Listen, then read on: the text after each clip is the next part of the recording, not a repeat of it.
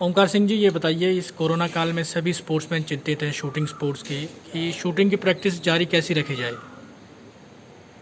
देखिए, आप सबको पता है कि जो कोरोना है उसका ना कोई वैक्सीन आया है और ये कब तक चलने वाला है इसके बारे में भी हमको अभी तक कुछ नहीं पता। सब कुछ हवा में ही है कि अक्टूबर में ख़त्म होगा, दिसंबर में ख़त्म होगा। इसका असर ओलंपिक्स में भी पड़ा है।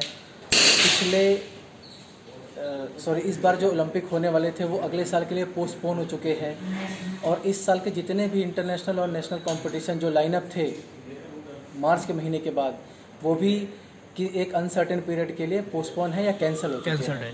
और जो किसी भी प्रोफेशनल एथलीट, चाहे वो एस्पायरिंग हो, चाहे वो प्रोफेशनली कर रहा हो, चाहे वो जूनियर है, चाहे सीनियर है, ये सबके लिए बहुत ज़्यादा डिस्करेजिंग हो गया है।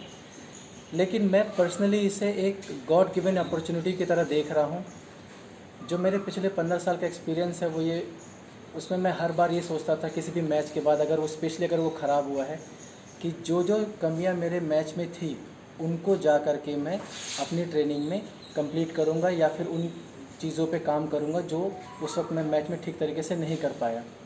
लेकिन आप सभी जानते हैं कि जो हमारा शूटिंग कैलेंडर है वो पूरे साल का इतना पैक होता है कि हम कभी भी उन छोटी छोटी चीज़ों को, जो कि एक बहुत बड़ा चेंज कर सकते हैं आपके स्कोर में, आपके परफॉर्मेंस पे, काम करने का मौका कभी नहीं मिला।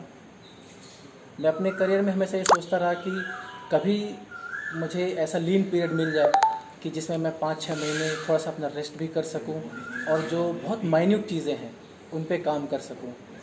तो मेरे हिसाब से अगर आपको ऐसा लग रहा है कि ये कोरोना के चक्कर में हमारा स्पोर्ट बहुत हैम्पर हुआ है और हम लोग प्रैक्टिस नहीं कर पा रहे हैं, शूटिंग स्पोर्ट हो या कोई भी एथलेटिक्स है, एक्वेटिक्स हो, आप इसे मेरी तरफ से तो एज ए एक्सपीरियंस प्लेयर आप इसे बहुत ही पॉजिटिव लेके चलिए।